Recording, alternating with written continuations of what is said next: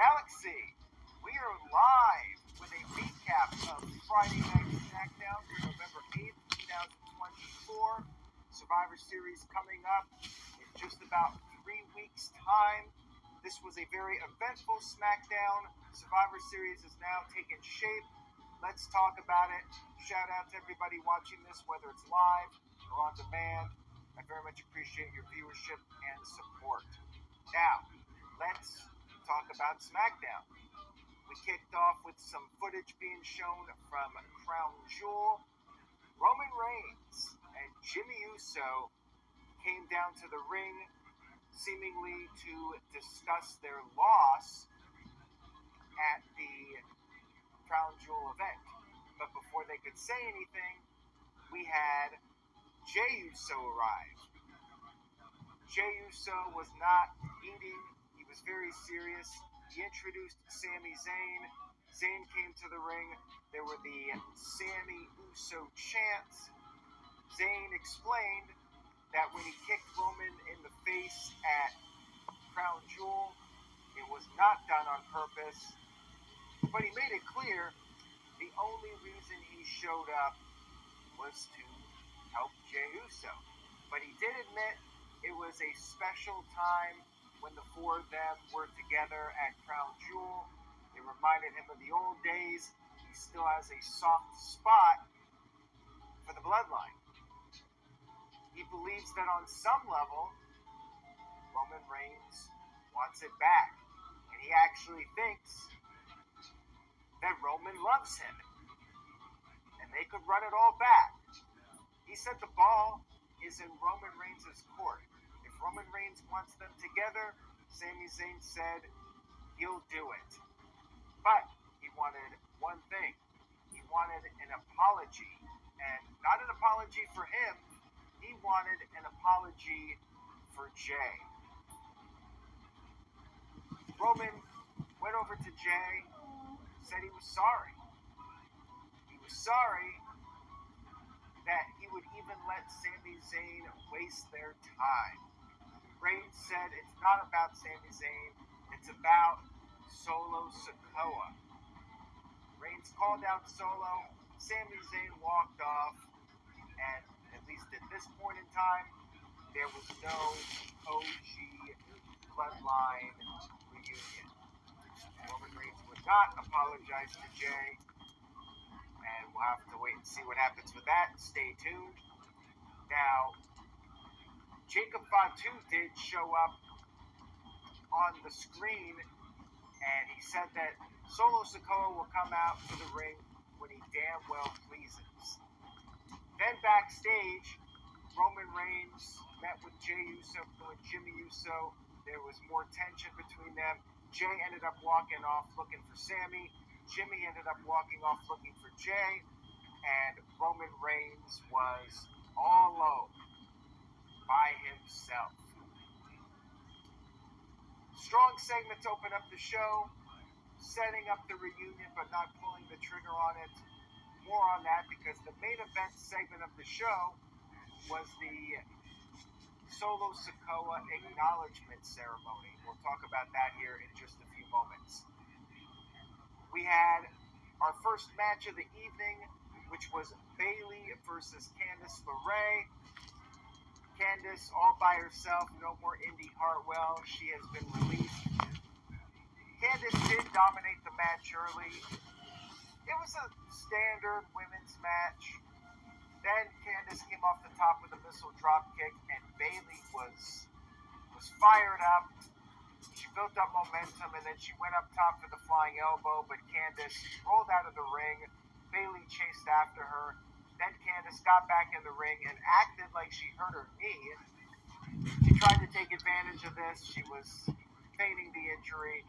She rolled up Bayley, but Bayley knew Candice well, was able to counter and pick up the 1-2-3 victory. So, smart babyface Bayley picks up the win. She did not get tricked by Candice LeRae. Good for Bayley. Match was fine.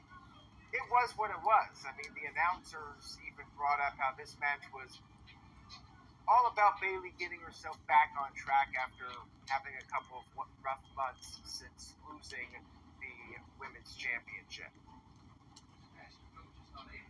Candice is still involved in the storylines. More on that momentarily. Now, backstage, Johnny Gargano put over the Motor City Machine Guns, wished them luck in the match against A-Town Down Under. Then Tommaso Ciampa came in. He was not happy with Gargano being so nice to the Motor City Machine Guns. Ciampa said the Machine Guns took their spot. He said they're going to make an example out of Pretty Deadly and take their titles back. More on that momentarily. Randy Orton then showed up. He stormed to the ring. He got on the mic. Sounded like maybe he had a sore throat. He said he's going to end this shit right now. It got bleeped out, but he said shit. He called out Kevin Owens. Owens then appeared on the stage. Officials were trying to hold him back, but then he ran into the ring. He was wearing this Kevin is Right t-shirt, by the way. And there were officials coming in. They brawled. And during all the chaos, Kevin Owens gave Orton a low blow and then hit him with an old school pile driver. And the announcers freaked out. Michael Cole brought up how the pile driver has been banned in WWE for years, which it was for a while. I can't even remember the last pile driver on WWE television. I know The Undertaker had the tombstone, but I think it got banned like well over a decade ago and might have been occasionally used in WWE, but not too often. Anyways, Orton sold it like he was seriously hurt, and you had a stretcher brought to ringside. Orton was taken out, loaded up into an ambulance, and they drove away. Cody Rhodes was there too. Cody Rhodes, his only appearance on the show. He checked in on Orton and was there in the ambulance when they drove off. I thought it was a very effective angle. Now, of course, if you watch AEW, guys kick out of the pile driver like it's nothing. Orange Cassidy can take a pile driver on steel steps, and he's right back up in just a few minutes. What a weakling that Randy Orton is. Can't even take one pile driver. Orange Cassidy can be drilled on the steps, and he's back up fighting. What kind of a wuss is Randy Orton? He can't even handle one pile driver. But seriously, though, I thought it was a great angle, and that's how you kill moves. Sometimes less is more. You know, if you don't do a move all that often, when you do bring it back and do an angle like this, the move actually means something. When you do 100 pile drivers and everybody's popping right back up, it doesn't really mean anything anymore. When you do 1 million Canadian destroyers, people just pop right back up and it means nothing. I really liked the angle. WWE is relying on the audience buying into it and not watching AEW constantly and being like, oh, well, everybody in AEW, all these guys just pop right back up from it. You know, WWE's hoping that the WWE audience will take the angle seriously, and I think they will. I mean, it was very well done. Randy Orton taken out, Kevin Owens with the new heel character. I really enjoyed it. I thought it was very well executed.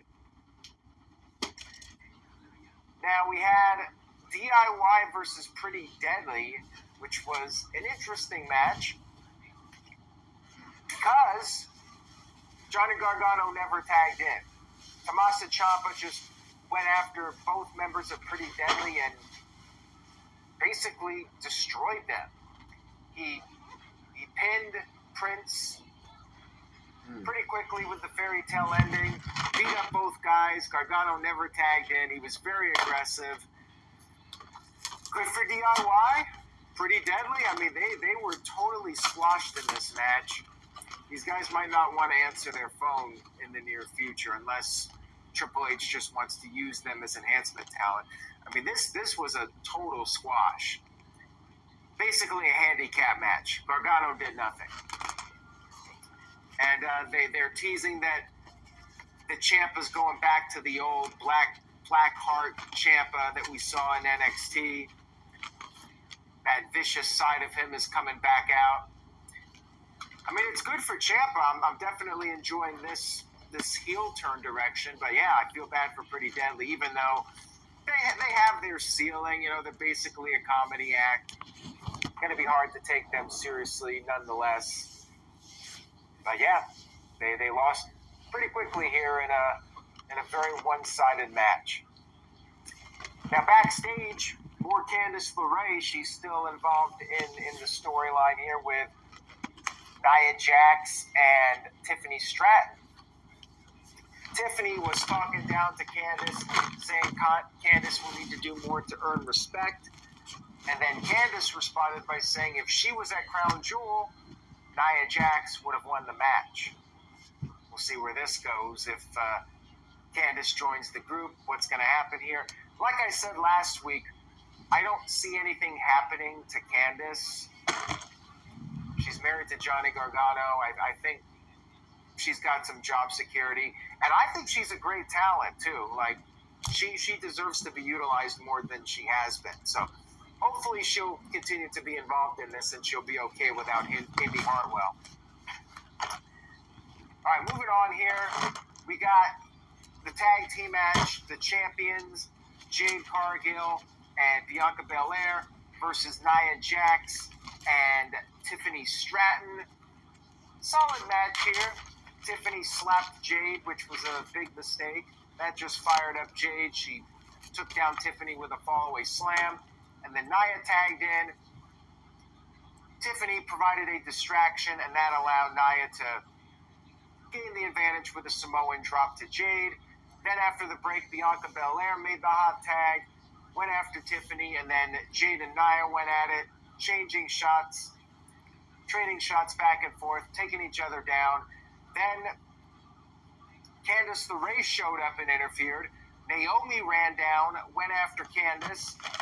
Then Tiffany, distracted by all this, ended up being the victim of the KOD, the kiss of death. Bianca Belair picks up the 1-2-3. Tiffany takes another L. Maybe that means we're getting closer to the cash-in. Historically, when the Money in the Bank holder loses a lot, they end up winning the title shortly thereafter. So we'll see what happens with that. We had another tag team match, which would make Teddy Long happy. Another tag team match on this show. We had the Motor City Machine Guns, the tag team champions, men's tag team champions, versus A-Town Down Under, Austin Theory and Grayson Waller. Motor City Machine Guns had the early upper hand, very fast-paced offense, but then Shelley was selling his knee. A-Town Down Under took advantage. They worked together, but then Sabin got the hot tag after the break. They double-teamed Theory. Then Waller came in with the flatliner to Sabin, but Sabin kicked out. And then Waller missed the flying elbow. Motor City Machine Guns double-teamed Waller with the neck breaker and splash, top rope splash combo. Picked up the 1-2-3 victory. Nice win here for the Motor City Machine Guns. And then backstage, DIY approached the Guns and we're talking about possibly getting their match, but then the Street Profits and B-Fab showed up, and B-Fab said they already talked to Nick Aldis. Street Profits will get the next crack at the tag team titles next week on Smackdown, and as you can imagine, Tommaso Ciampa was pissed off, and he just walked away, piss and vinegar. Then we had General Manager Nick Aldis making an announcement. This is an interesting one. Chat room, let me know your thoughts, good or bad, on this one. We got another title. It's been rumored for a while now. The women are finally getting a mid-card championship. There will be a women's United States championship. But here's what's strange to me. It's going to be open to both Raw and SmackDown talent. So does that mean there's just one women's mid-card title? When you have a women's intercontinental title for Raw, it's kind of odd that you have a United States title for the men that's only on SmackDown, but a United States title that's for the women There's on a lot both less shows. women. That's strange to me. I'm not really the biggest fan of adding another championship. The women's tag team titles are barely relevant. It's a nice idea, but there's just so many titles already, and if WWE did a great job booking all their champions, I'd say, okay, yeah, add one more. And hey, SmackDown is possibly going to 3 hours in January, and Raw will more than likely be close to 3 hours, if not 3 hours on Netflix. So you got 6 hours of programming in 2025. I can understand from that perspective, okay, let's add one more title here for the extra TV time. I just have mixed feelings on it. And I'm not sure if they should really do one mid-card title. Like, if they're going to do one women's mid-card title, how about having just one men's mid-card title that's defended on both shows? Maybe add a title, subtract the title. Have the Intercontinental title be for the men, have the United States title be for the women. I don't know. I just feel like there's too many titles, and they gotta maybe merge a couple of them if they're gonna go this route. And who knows, they may still end up doing a Intercontinental women's title. Who knows? Lots of mixed feelings on it. It could be a positive, but at the same time, I worry that the titles, like the women's tag titles, are already not meaning much to begin with, so why add more at this point? We had our final segment of the evening, the Tribal Chief Acknowledgement Ceremony. Roman Reigns came down, and Solo Sikoa demanded that Roman Reigns acknowledge him. Reigns asked if the fans acknowledged Solo. They chanted, F you, Solo. And Reigns said he will never acknowledge Solo. And in fact, he was there to challenge Solo to a match where the winner is the one and only Tribal Chief. Now, Solo responded by saying that Reigns doesn't even have a tribe.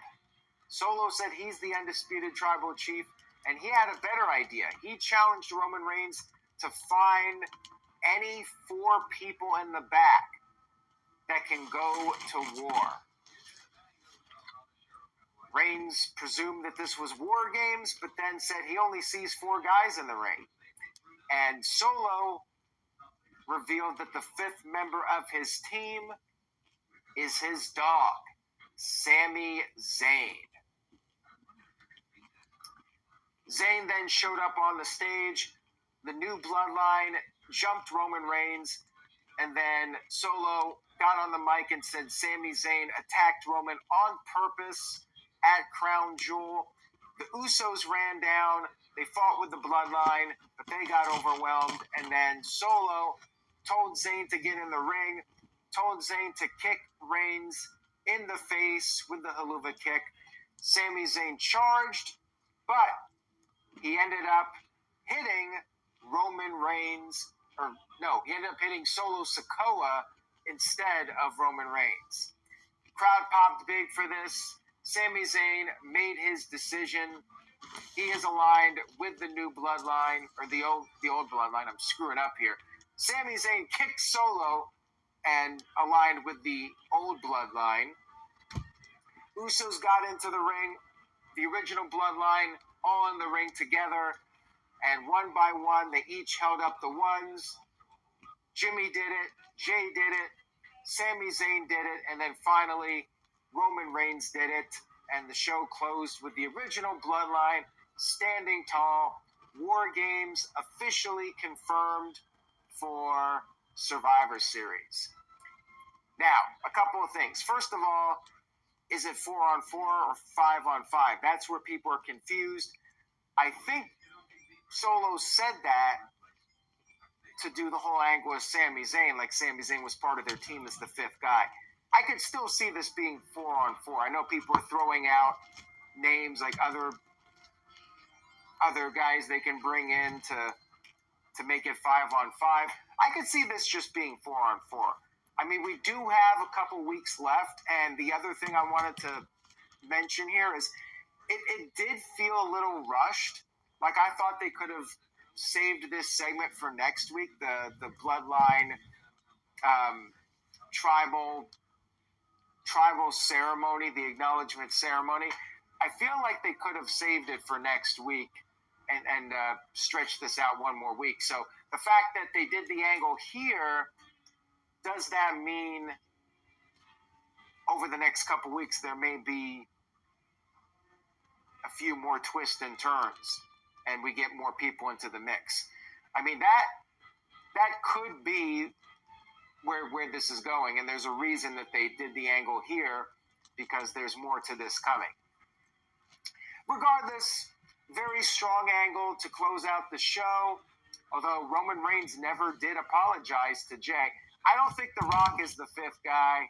I would be very surprised if The Rock shows up anytime for the remainder of 2024, even Survivor Series.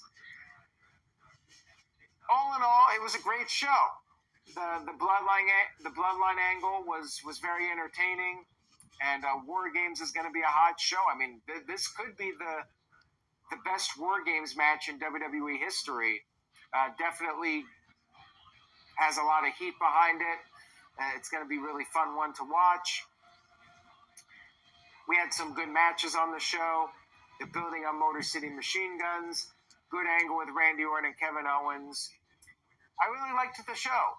I would probably go an A- for Smackdown. It was a great show. Looking forward to Survivor Series. They did a very well job with the angle. Very good job with the angle. And, yeah, I'm looking forward to it. Not much else to say on the show, but thank you all for tuning in tonight. I really do appreciate your viewership and support. We'll see what happens with the War Games match. I don't know what's going on with the Women's War Games match. Not even sure if that's going to happen or not. I don't really think they should do one. I really believe that they should maybe do a traditional women's elimination match. We don't need 2 War Games matches, just like we don't need 2 chamber matches, but they'll probably do 2. They're doing the 2 Royal Rumble matches. At some point, I'd like to see the Royal Rumble as a 2-night event, just to spread out the Rumble matches. We'll talk more about this in the coming weeks. We'll see what happens. Thank you all for watching. If you enjoyed the video, please give it a thumbs up on YouTube. Tell a friend about the NoDQ.com YouTube channel. Have a great weekend, everyone. Say yes to NoDQ.com, and I will see you all next time.